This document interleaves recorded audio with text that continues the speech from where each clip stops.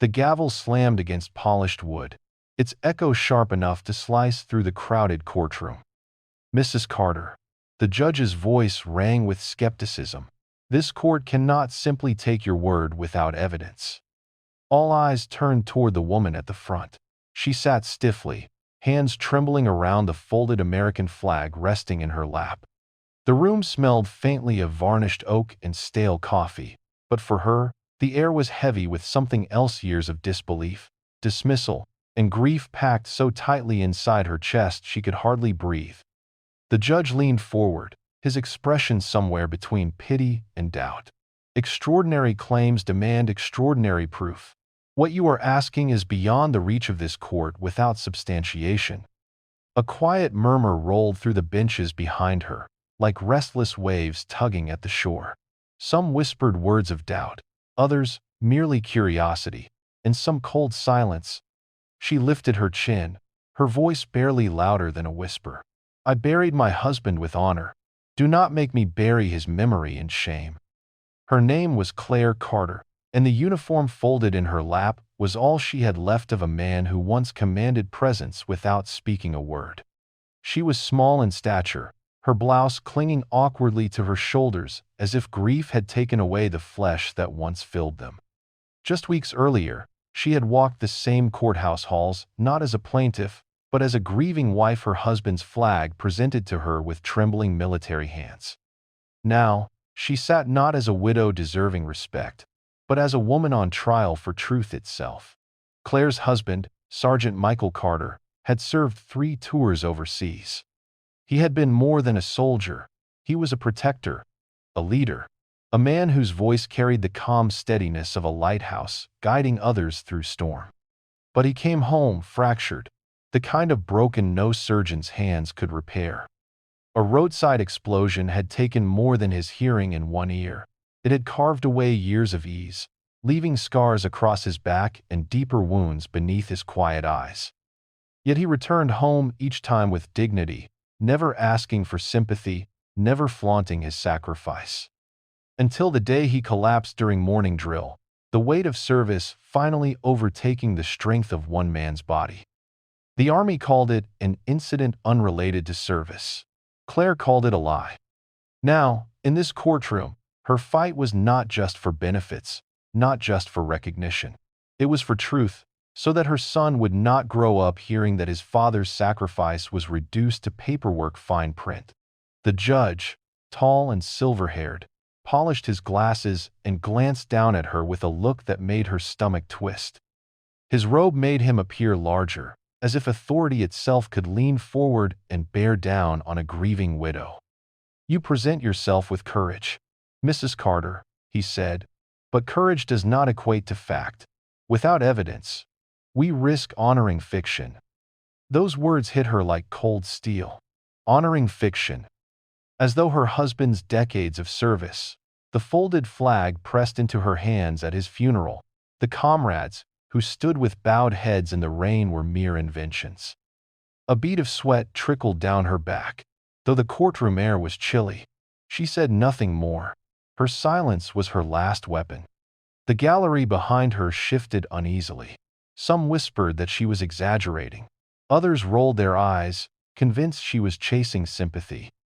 A few veterans sat rigid, their jaws clenched, their hands gripping canes like weapons against invisible battles.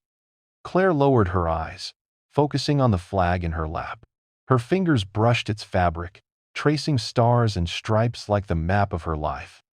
Each fold carried memory, the laughter of her husband echoing through small base housing, the scent of sand and sweat on his uniform, the hush of his whisper, promising he'd come home. And then his absence. Her silence spoke louder than protest. It was the silence of someone who had already endured the worst loss possible. What else could they take?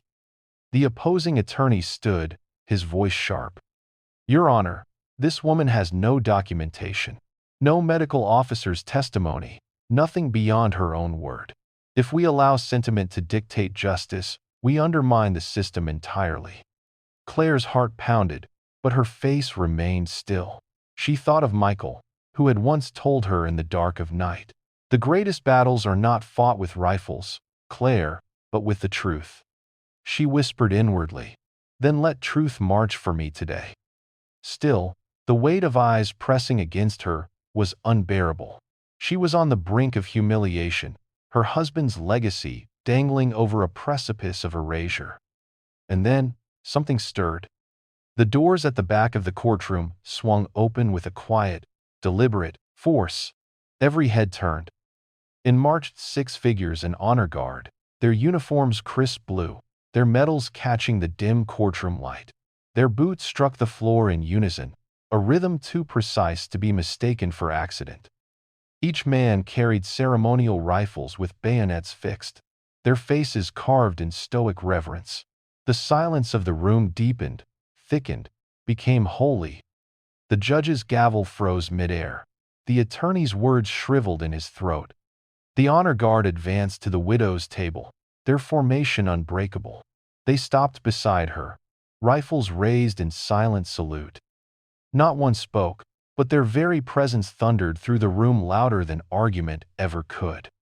Among them was an admiral, his chest heavy with ribbons, his eyes heavy with knowing. He leaned just close enough to see the folded flag trembling in Claire's hands. Then, with a solemn nod, he whispered words that carried across the silence. "That tattoo's real." The courtroom stilled. The admiral pulled back his sleeve, revealing an inked emblem identical to one faintly visible on the flag's fabric. It was a mark only carried by a brotherhood, forged in the most secret of missions, a mark Michael Carter bore with pride. The gallery gasped. The widow closed her eyes, tears spilling freely. The judge looked shaken, as though the very foundations of his courtroom had been cracked. His doubt, once cloaked in robes of authority, now looked pitiful against the unyielding presence of honor made flesh. The opposing attorney sat down without a word. No argument could stand against the weight of silence, flanked by rifles. The honor guard did not speak, yet their posture declared what needed to be known. This woman's story was truth. Her husband's sacrifice was real, her pain undeniable. Claire finally lifted her eyes, her voice quiet but clear. "My husband lived with honor. He died with honor, and no court on earth can erase that truth." Her words landed like scripture, unassailable. The judge, visibly shaken, bowed his head. His gavel lowered softly this time, not with force, but with reverence. "Mrs. Carter," he said, his voice stripped of arrogance, "this court acknowledges your husband's service and his sacrifice." The gallery, once restless, rose to its feet. Veterans saluted, strangers placed hands over hearts. And for the first time in years, Claire felt the weight of her husband's absence lift, just slightly, replaced by the quiet strength of solidarity. The honor guard held their salute until the very last second, then lowered their rifles in perfect unison. With that, they turned and departed as silently as they had come, leaving behind a courtroom forever changed. As Claire stepped out into the afternoon light, the folded flag still pressed against her chest. She felt something shift within her. Not victory, Michael was still gone, and no ruling could return him. But recognition, validation, a promise kept to the man she loved. And in that silence, she realized something profound. Honor does not need a voice to be heard. It simply needs the courage of those willing to carry it forward. Because sometimes, the most powerful truth is not shouted in rage or argued in law. It marches in with dignity, stands tall in silence, and leaves the world with no choice but to bow. Stories like Claire's remind us that silent strength speaks louder than any argument, and that true sacrifice never fades into paperwork. It lives in memory, in honor, and in those who refuse to let it die. Wherever you're watching from, share your thoughts below.